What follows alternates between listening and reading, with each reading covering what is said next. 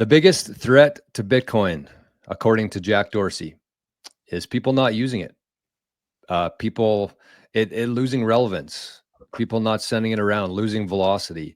So we don't really have the answer to this. We're just going to have a friendly discussion with some pros, some cons, some debates here between Rajat, Forrest, and I.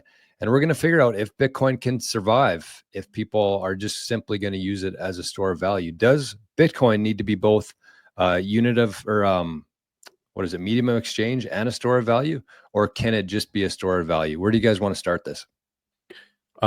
Maybe I'll start just with a little bit of the technical stuff. I try not to bore people, but you know, gold is the other example of like a monetary good that has been used as a store of value and a medium of exchange in the past. It's really not used as a medium of exchange now, but that doesn't detract from what gold is. Gold is just an element. It is found in the earth. It doesn't need to be used as a medium of exchange to continue the network. At a certain point, if Bitcoin does not get used on chain, then it de-incentivizes people from mining it, as there's not enough miner fees. So there's a part of Bitcoin where there's the monetary unit that we've ascribed it monetary value, and then there's the Bitcoin network as well that functionally needs exchanges to happen for there to be fees for the miners to be incentivized to keep the network secure. And if there isn't enough hash rate, it can be in jeopardy of being attacked by a malicious actor. So there really is a need for ongoing transactions of Bitcoin or Bitcoin to be used as some form of medium of exchange, especially in the far future, because we still have block subsidy at this point. So there is technically a need for it to be a medium of exchange. Yep. And we can go on beyond that as well. I don't necessarily think that we need it to be a medium of exchange because, like you said, Forrest, we don't need we who uses gold as money today? Nobody. Nobody's walking around with gold coins, gold bars in their pocket with a chisel so that they can cut off a little tiny, shave off a little tiny amount and pay for their coffee. We don't need it. I don't personally agree with Jack Dorsey. I mean, he might be wrong for all we know, or he might be right for all we know, but I don't agree with him based on the current, based on what's happening with Bitcoin right now, mainly because right now the returns on Bitcoin are way too high for people to spend it. Why would you want to spend it when you have fiat currencies that are worthless, that are losing value over time, they're a melting ice cube, and then you have Bitcoin? Why would you want to give away your Bitcoin when you can give away fiat? I think that's the incentive there. People don't have an incentive to spend their Bitcoin. I think when fiat eventually does fail, and it will, I do think it will, eventually when fiat does fail, that's going to be the incentive for people to spend Bitcoin, because otherwise they don't have any other way to spend value, right? If you don't have fiat, how are you going to pay somebody?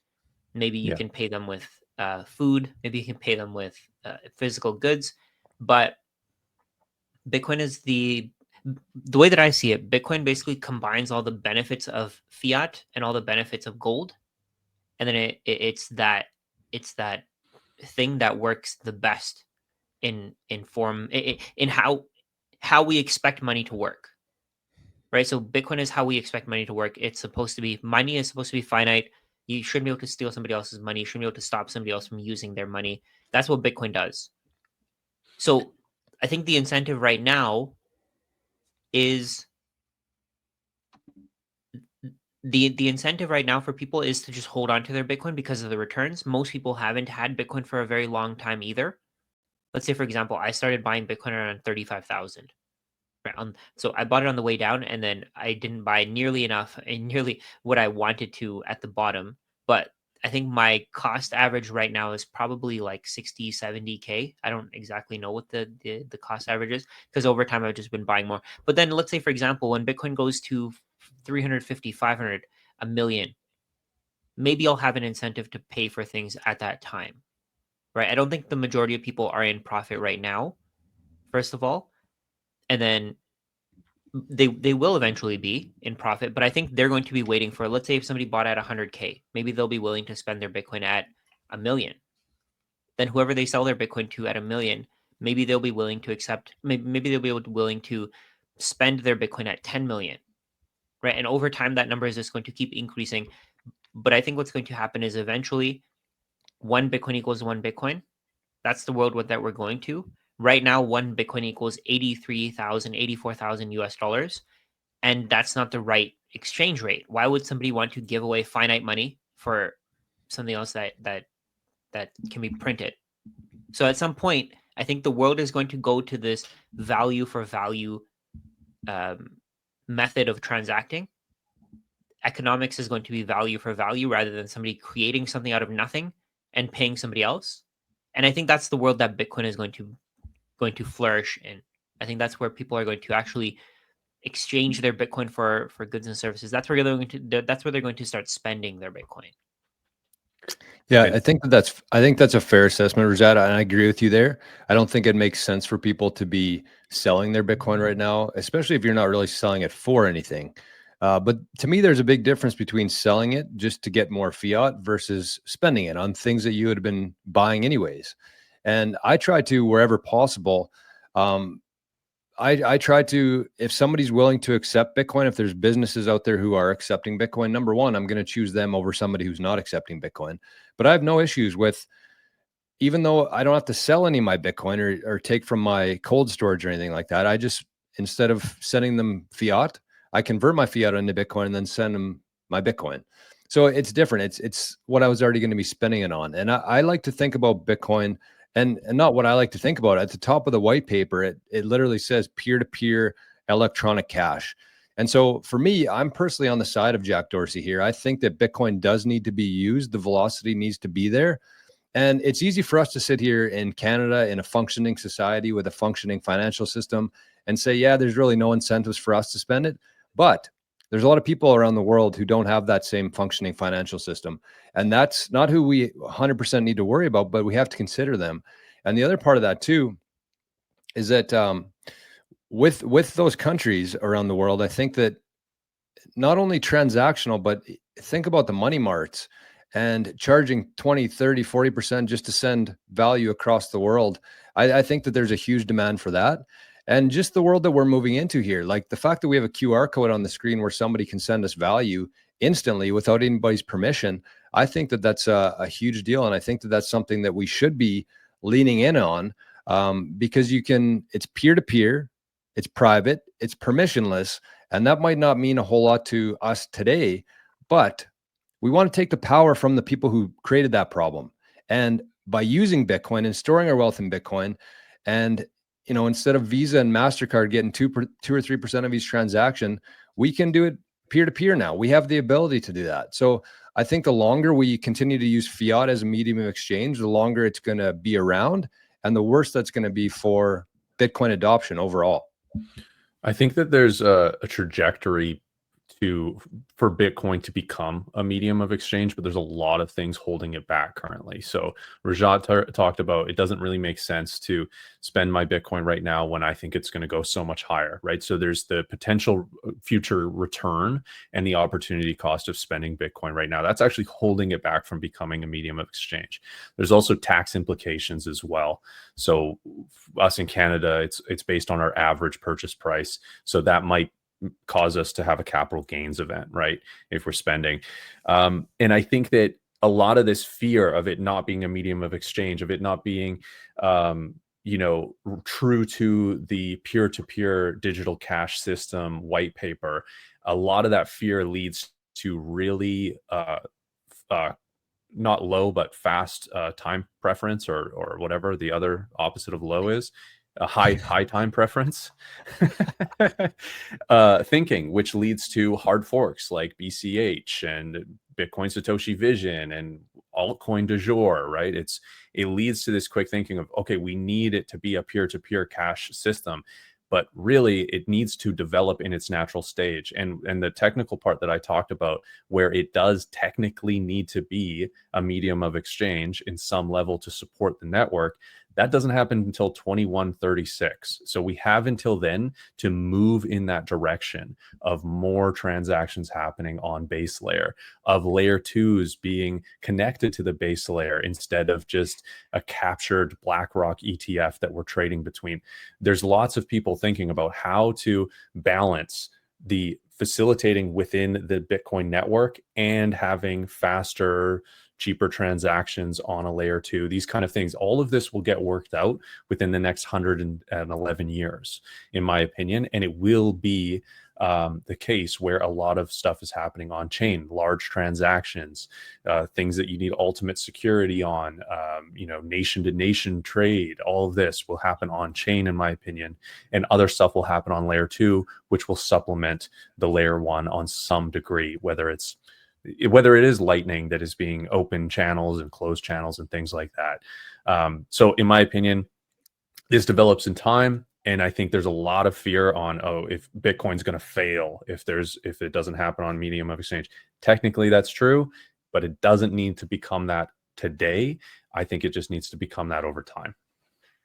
So something else that we were talking about before, I think, Jory, you mentioned it, where there have to be transaction fees for people to be incentivized to mine it, right? So the way that I see it, Bitcoin is basically, it's like what the soft war thesis. It's like a way for countries to protect themselves, to become sovereign. So right now, we have a lot of institutions that are mining for Bitcoin, but over time, it seems like there's more and more individuals mining for Bitcoin. I know you guys have your bid axes. I think at some point, governments are going to be mining Bitcoin even if it doesn't generate a profit for them, because it'll give them the sovereignty to be able to transact, right? So let's say if the US becomes the biggest Bitcoin miner, if they have 40, 50, 60% of the hash rate, and China is directly competing with the US, Russia is directly competing with the US. We're seeing the trade wars right now. If China can put up mining equipment and they can ensure that their transactions go through, I don't think they care if they make a profit. I think that's one of the things. So we have the security budget problem where a lot of people talk about, Bitcoin has a security budget, but then I think they're assuming that everybody who mines Bitcoin does it for a profit. Have you guys mined a block with your bid axes? I wish. Yeah, right. You're technically contributing to the Bitcoin network For free. and you're taking a loss. Actually, you're not even doing it for free. You're taking a loss because it uses a certain amount of energy in your house. No, that's what I meant. Sorry. It's not free to Yeah. do, but Not I'm even basically free, it's volunteering my negative. energy Yeah. to the Bitcoin network. Exactly. And then we have countries like Russia. They produce how much oil, they produce how much energy.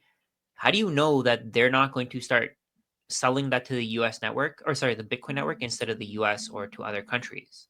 Because maybe to them it would be more beneficial to get non-KYC Bitcoin than it would to get dollars for the oil that they're producing. Well, Right. Belarus is already wanting to do that with Russian natural gas because the Baltic states no longer they connected to the European grid instead of to Belarus. So now Wow. Belarus has this energy generation that's excess, right? They have no Yeah. one to buy the electricity from them. So if they can partner with some Bitcoin miners, that's a guaranteed buyer. So there is Yeah. going to be that happening over time. There's going to be more and more energy discovery because there's actually a use case for that energy, no matter where it's located. Yeah, there was a video from, I was listening to, I think it was Gary Cardone. He was talking about this in a podcast where he was saying how right now, if you leave your computer on overnight, you're underpaying for energy because it's not you don't care about how much it costs you to run your computer overnight, even though you're not using it. So if anything, energy prices should be going up, and until that happens, I think miners are going to be willing to, or countries in sovereign nations are going to be willing to dedicate their energy to the Bitcoin network because they can get paid more. So technically, we don't need transactions on the base layer. I mean, those transactions are definitely going to be a great bonus because you get the transaction fees. But there are going to be nation states that don't really care about the amount of money that they make from Bitcoin. It's just, to them, it's just non KYC Bitcoin, right? In if anything, what if we go to nuclear energy and it becomes cheaper and cheaper for people to mine? At that point, who cares about if you get transaction fees? At that point, you're getting free energy and you might as well mine Bitcoin as a lottery. Yeah, 100%. And that's like the long term. I think Right. what Forrest was talking about there is when when the subsidy ends and when the network's completely reliant on transaction fees, that's when it has to be, people have to be using it. People actually have to be transacting with each other. Otherwise the miners won't have any sort of incentive for the fees. But at that point, it's going to be like, I don't know, 50 sats for the transaction fee for a block that comes in. So just imagine how much Bitcoin is going to be worth at that point.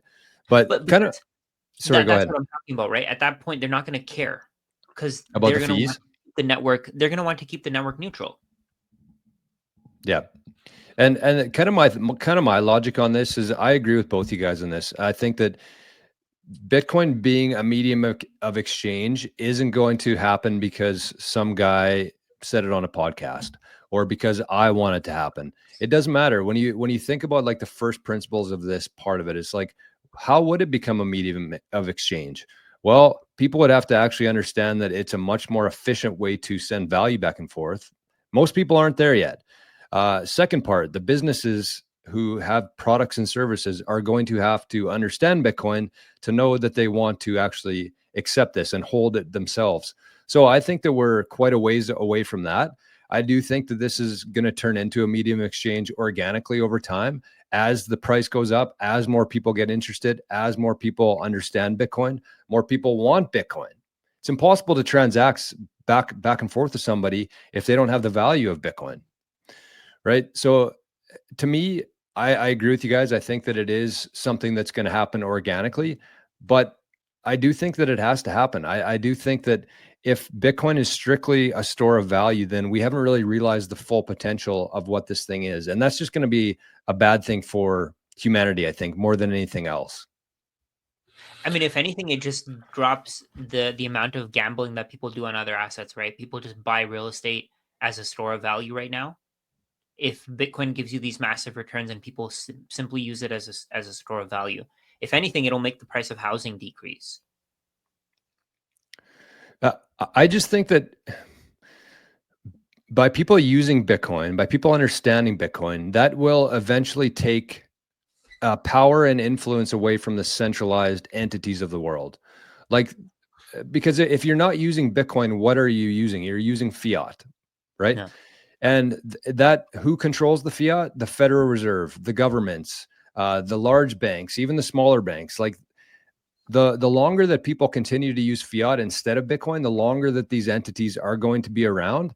And I think that the worse that is for humanity. I think that centralized entities are a massive problem.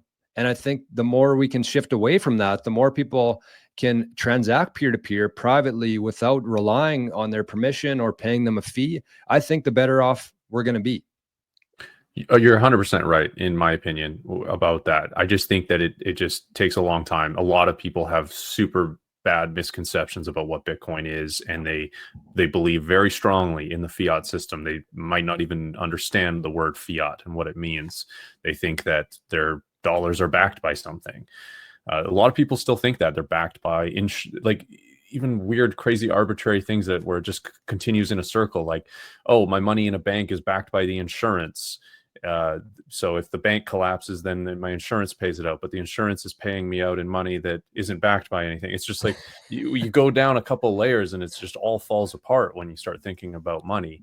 So I think it just takes a long time, maybe a lot more pain for people to maybe see some of their banks blow up, or some of their accounts, some of their money to go down in crazy value.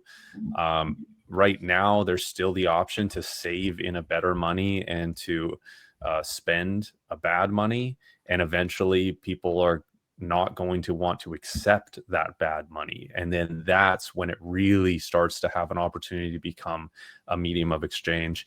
And maybe people that are the CEO of one of the biggest transaction companies, which is Block, and Jack Dorsey, who started this whole conversation for us, could implement more Bitcoin and Lightning options for payment. They literally have the ability to do that, and they talk about how important the medium of exchange is. So maybe they could do that. I think it's going to take the technology to grow. It's going to take the mindset shift for the vast majority of people to change before it really becomes a medium of exchange. Yeah, And then again, if we look at gold, gold is the most valuable asset in the world, but nobody's using it as a medium of exchange, right? I think gold is almost purely speculative. People are speculating that other people will find value in gold in the future. And I think it's the same thing with, if anything, right now, Bitcoin is a better speculative asset than gold. Well, you can't use gold. That's the problem. Like that, I don't think that there's enough people talking about that. It's like you can't use it locally. Try go and pay for supper or groceries with a gold ounce. Like, what do? You can't tip our show here. You can't send value to somebody else with gold. You just can't do that. And the world is moving away from local. Even if you could transact locally with gold, we're moving away from that world where we have the whole economy, the whole world economy now, and you can't send gold back and forth to each other. And you could say, well, yeah, you could tokenize gold though, which you could, but it would still be reliant on a centralized party there to make sure that they actually have the gold back in. You're still relying on somebody else's gold node essentially to ensure that they actually have the gold. So that's why I think that, not only is Bitcoin incredibly undervalued right now, I think that people are missing the bigger thing here. And it's not going to be just like people sending us 50 sats on a QR code. It's going to be business owners realizing that they can not only save fees, increase their profits, they can hold an asset that's actually going up in value versus going down in value. And when that happens, I do think it's going to be something that's very organic. And I think that three things I had written down here that kind of have to happen is, number one, the price has to go up. We've been kind of flatlined here for a while. We're not high enough for for most people to care. People have to care before they start learning about Bitcoin, and that's when they understand it, and that's when they want to accept it for their time and energy or products and services. And that's the other incentive too. I think that once businesses, their green light goes on, they say, hey, we want to accept Bitcoin. We want to start holding this instead of fiat on our balance sheet. And they say, well, okay, you want to pay in Bitcoin, 20% off, which will, in today's economy and where people are looking for anything that they can do to save a little bit of a percent on what they need, they'll say, okay, well, I need to learn how to buy Bitcoin so I can send it to this business that I want to buy from, right? And then also, so that's incentives on products, but there's also going to be incentives for labor.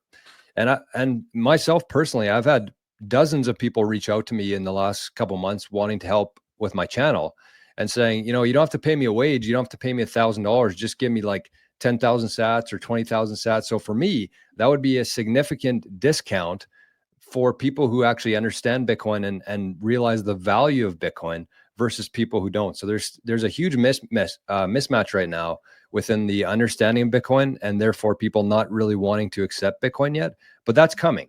It's already happening, actually. Yeah. I mean, right now it's in the medium of exchange phase. It's going to go to the unit of, or sorry, right now it's in the store of value phase. Eventually it'll go to that medium of exchange phase. It'll just take some time. And that's all it is, right? I mean, everything, that's what Bitcoin is. Bitcoin, it gets better with time. It just gets better and better. Let's say over the next 10 years, we're going to have more options to send Bitcoin and receive Bitcoin. In the next 10 years, there's going to be more people who are willing to send and receive Bitcoin. And who knows, maybe transaction fees will be so high in 10 years that more people are going to be using Bitcoin on layer twos. And the only reason why transaction fees would be high is because people are using it as money. Yeah, I think that's going to happen. I'm really not worried about it. Yeah, it's going to happen. It's just going to take time, and it's progressing really well. I mean, this is a 16-year-old asset, and we can accept it right here through a QR code. Try sending gold, as George said. I don't think you can scan that and send some gold to us, but you can send Bitcoin.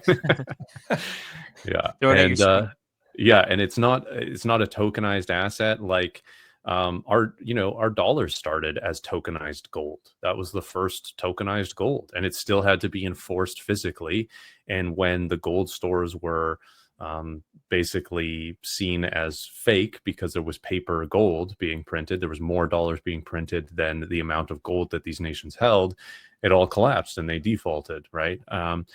And that's not the case with Bitcoin. Bitcoin is a bearer instrument that you can send directly to somebody at very low cost. And even in the future, I think there's going to be a lot more demand for an asset like that is completely decentralized, permissionless, and a real store of value, plus being able to use it as a medium of exchange. It's an incredibly useful tool that we will just see more and more people understand the use case of over time. Yeah, the nice thing is that we do have 16 years of this network succeeding. Well, we have you look at the hash rate. That's the amount of energy and electricity going into securing this network, the foundational layer here. And there is going to be layers built on top of that, whether that's Lightning, Liquid, ecash. There's going to be hundreds, maybe thousands of other things. Stable coins will be coming. So I do think that it does have to get easier before it can become a medium of exchange for individuals and for businesses who want to accept it. It has to become easier. People are really, really lazy, like really lazy.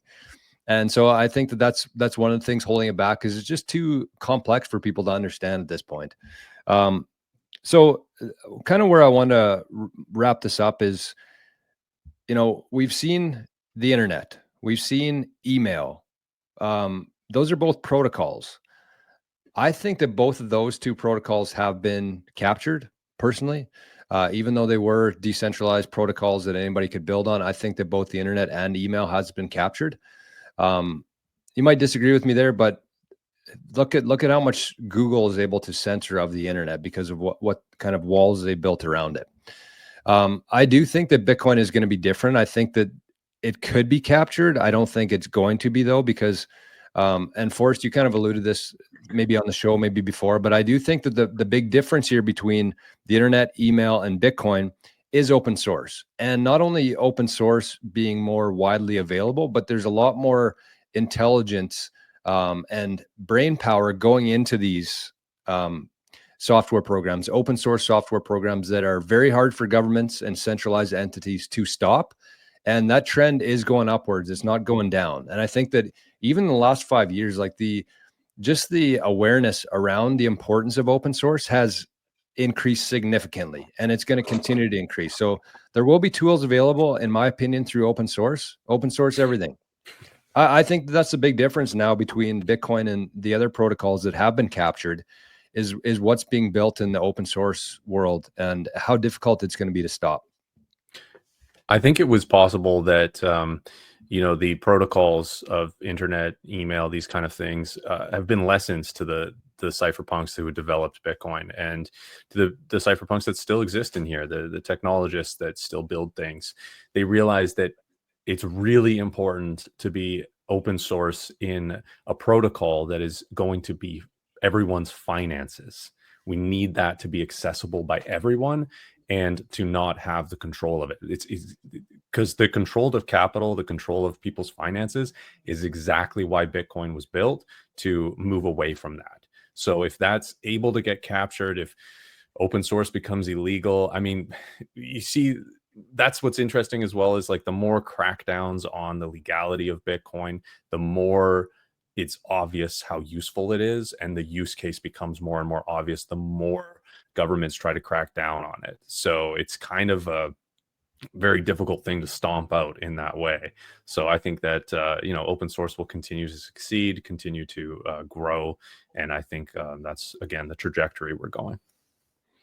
I think just in case people aren't as familiar with open source, it basically means that somebody or some entity has created code, whatever it may be, and they basically release it to the world without any sort of patent on it or anything that would restrict others from using it. You could basically copy and paste that. And the reason why that makes things so resistant and unstoppable is because if Forrest designed something and open sourced it and gave it to everybody to use, even if the government or somebody came after Forrest, we now have that information and I could build it.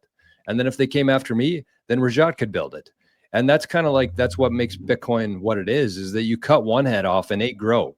As Forrest said there, the more they push, the more it will succeed, in my opinion, longer term anyways. There will be ups and downs and, panic and things to talk about. But in the long term, I think that Bitcoin is very resilient. And because of things like open source, it's going to be very difficult to stop. Every attack just makes Bitcoin stronger, right? So if you think that Bitcoin is going to fail because it's not being used as money, eventually something will happen that makes it so that it is used as money, or something will happen that makes it so that not using it as money becomes even more beneficial and people hold on to it even longer. But then even just holding Bitcoin, I mean, it makes the network more powerful, right? Because technically when you're holding Bitcoin, if you're not giving your Bitcoin away, if you're selling your Bitcoin, for example, the reward that miners receive for mining decreases. If there weren't so many holders, Bitcoin's price wouldn't be at $85,000 right now. So those miners are coming to Bitcoin because they want that reward. Right now, there is that. Actually, the way that I see it, the subsidy is just a way to get Bitcoin off the ground and running. So the Yep. first 110 years or 120 years are basically just the first inning. Yeah. Right? The block subsidy is just the first inning. Eventually, robots are going to be using Bitcoin. AI is going to be using Bitcoin. They're not gonna care about Jack Dorsey's opinion. Right. At Yeah, that you're point, absolutely right. Yeah, you're right. at that point, it doesn't matter what Jack Dorsey's gonna be dead by then, right? It's not gonna matter. Our opinions aren't gonna matter by then because robots are going to know that this is open source software that nobody can manipulate, nobody can mess around with, nobody can stop it. No, even if we have what is it called? AGI, general AI, extremely smart computers, extremely smart artificial intelligence. They're going to do their research. Like if you search on Chat GPT and you search for what the best form of money is, it tells you Bitcoin. Yep. And that's not based on it doesn't matter what Jack Dorsey says. That's the reality. 100%. And I mean, even going off of that, like let's say that the governments and people do try to clamp down on Bitcoin. We know that they can't stop it. And the harder they push, the more the value it's in my opinion, the harder they push, the more valuable it becomes, the more people understand, because you have to just take a second and realize where we are right now in terms of like the direction of things going. Do you think that in 5 years from now, people are going to have more trust or less trust in the governments? Based on the last 5 years, I think we're trending for people to become less and less trusting of governments and centralized entities. And so with that in mind, the harder they push, the more people see the need for this thing. And the more people see the need for this thing, the more work they try to put into understanding it. And that's what brings this whole thing full circle, is that when people understand it, they're going to want it. And then there'll be much more ability for people to transact with, because people have to want this thing for it to become a medium of exchange. So I think that that was a really good discussion. And I think that the last thing that I want to say is, even though it might not be able to be captured, I think that there is something to be said about us. 70%, we hold this 70% of Bitcoin right now, we as in individuals. It's starting to shift the other way, going to BlackRocks and the governments and stuff. But just understand that every sat that you sell, we'll never get that back. Every sat that you sell is never coming back to the average person. And every sat that you put into cold storage is a sat that they will not get. They, as in the governments, the Federal Reserves, the large entities, the centralized people that we dislike. Every sat you take and put into your own cold storage, that's a sat that they will never get. So it's important to understand that. And I think that there's also a big difference between selling your Bitcoin for fiat and spending it for things that you are needed to buy. And if there are businesses who are willing to accept Bitcoin, I do think you should go out of your way to support those businesses so they stick around. Yeah, just the last thing that I wanted to show here. I was looking at, so I took a screenshot of this graphic from River in December, and we can see the change. So we can see the change from December 2024 to this is from March of 2024, so 3 months. You can see here 25. ETFs got. Sorry, what was that? March 25. Yeah, March 25. So it went from ETFs accumulated another 40,000 Bitcoin in that time. Might not seem like that much, but it's crazy. Businesses got another 113,000 Bitcoin. Individuals sold a little bit. We can see that here. Governments actually sold some of their Bitcoin for whatever reason. So the amount of Bitcoin that's here is going to keep being redistributed from the individuals. And we know for a fact that most of the people who own Bitcoin right now, they don't actually understand what they have. Either they got lucky. I've had conversations with people who have tens of Bitcoin, and they don't think it's going to go past $1 million. Like there's people like what's his name, Craig Wright. Craig Wright tweeted, he quoted one of my tweets, and he said, this guy, he basically called me an idiot for saying that Bitcoin's going to $10 million, right? He said, oh, Bitcoin's never going to $1 million. There are people like that who own tons of Bitcoin. So think about it. Right now at 100K, there's a lot of long-term sellers selling. There's going to be even more long-term sellers selling at $1 million, then 10 million, then 100 million. They're going to keep selling until eventually there's no more Bitcoin available. And that's where we have, there won't be a point of using Bitcoin as a medium of exchange until fiat dies. And fiat's going to die when Bitcoin's price is going to be, I think Bitcoin's going to go to millions, tens of millions, hundreds of millions of dollars. And that's when fiat dies. Eventually, fiat's just going to fade away. Yeah. Yeah. I think that the important thing to understand with this too is that with this distribution and kind of where we're sitting right now, that's my whole green light theory, is that it's not necessarily about who owns the Bitcoin. It's not necessarily how many people have wallets. It's the people who understand Bitcoin. That's the real demand for Bitcoin, because as you said there, Rajat, there's people with 10 Bitcoin or 20 Bitcoin who don't think it'll ever get to $1 million. So they don't understand Bitcoin. They're going to sell that at some point before it reaches its actual value here. So to me, those are just Bitcoins waiting to be sold. But when you actually understand Bitcoin, though, most people who understand Bitcoin, they'll never part with more than 5 or 10% of their stack under really any circumstances. Once you get to that point of understanding, when that green light comes on, and that's the amount of people who are forever fighting for that fixed bottom line, the supply there. So great point there, Rajat. You got Forrest something to share here too? Yeah, sure. I got something to share. If you're fully allocated to Bitcoin, you have no choice but to spend your Bitcoin. This is BTC Map. And these are all companies, businesses that accept Bitcoin. So if you did want, I mean, yes, Rajat is right. It's going way higher. You probably don't really want to use it as a medium of exchange now, but this could just be for fun. This could be for trying it. This could be for helping support these businesses. Maybe you need something these businesses have. There's hundreds, thousands around the world here on BTC Map if you did want to use it as a medium of exchange today. See, That's but incredible. I think the difference is that today you can use Bitcoin at these businesses. Eventually, you'll have no choice but to use Bitcoin because they're not going to want fiat. Yep, I agree with that 100%. And that's the shift that's happening right now. Yeah, It's not going to happen just overnight. yeah. No. It's not going to happen over. It's going to take time. It could take, for all we know, it could take decades. It could take multiple decades, right? It could take 100 years for all we know. But in that time, the price is going to keep appreciating because there's going to be an incentive for people to hold Bitcoin over, let's say, houses, over hotels. There was a post from, I'm not sure if you guys saw, but Andrew Tate posted something like maybe a few months ago that Saifedean Ammous responded to. His response was great. He basically said, so Andrew Tate was saying how his friend reached out to him and he said, oh, we should buy this hotel together. And Andrew Tate was like, why would I do that if I'm just going to buy Bitcoin? Bitcoin's going to give me a better return. And his question was, how does the world operate when everybody just wants Bitcoin, when the return is the best on Bitcoin and nothing else really matters, right? We talked about McDonald's in our other video. We talked about other companies. We talked about GameStop.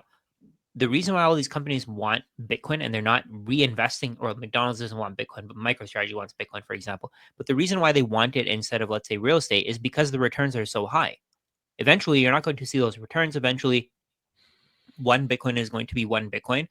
No matter what, I mean, at some point, the number of people who want fiat for Bitcoin is going to run out. And at that point, there's going to be no price for Bitcoin in terms of fiat. It's like if you have an older currency, if somebody were to I went to where was it? Argentina, and there were basically like shops there selling 1 peso notes, and you could buy 1,000 of them for like 50 pesos because they're basically worthless. Nobody's accepting them anymore. It's like a stack this big of something that you can barely even spend. So they're okay with getting rid of it. But that's the thing. That's how it's going to work. Today we see 1,000 Satoshi, or like 1,200 Satoshis for $1. I think at some point we're going to see $1,200 for 1 Satoshi. Yeah. Bold, but I mean, here in Canada, we Right? got rid of the penny because it's became worthless. We just now round up. If we round up and round down, like it's literally not worth anything. The penny. So Basically, what we're saying here is that over time, organically, people will want to buy, want to accept Bitcoin. And I think that in the meantime, there will be certain incentives for try to get Bitcoiners to part with their sats. I still think that it's important to differentiate spending and selling Bitcoin because, again, if you need something, if there's a set of golf clubs that you're going to buy and there's a golf shop that accepts Bitcoin, you could just essentially buy Bitcoin and then give it to the golf shop. I think that there will be discounts available for business owners who do understand Bitcoin and want to try to incentivize people to pay for products and services with Bitcoin. But further down the road, there will come a point where businesses, especially if they make a quality product, if they're very much in demand and they have the ability to say we only accept Bitcoin, that will absolutely happen. But it's going to take a business that, again, has a product or a service that is in very high demand in order for people to part with their Bitcoin. I think the whole spending habits of the globe is going to change significantly because of Bitcoin. Because it's exactly what Rajat said there. It's like, well, selling Bitcoin, do you want to invest in a hotel? Well, you could say, well, okay, I'll do that. But why would I? I'm not going to allocate $5 million of my capital to a hotel when I know it's going to be a huge headache and earn like 15% a year, or I could just buy Bitcoin with that money. And so you can see what happens in the hotel world and the real estate and all that. And you see what happens in Bitcoin as more and more people start to figure this out. The value increases, more people want Bitcoin. It becomes more of a medium of exchange because people actually want it. That's the longer term play here, I think.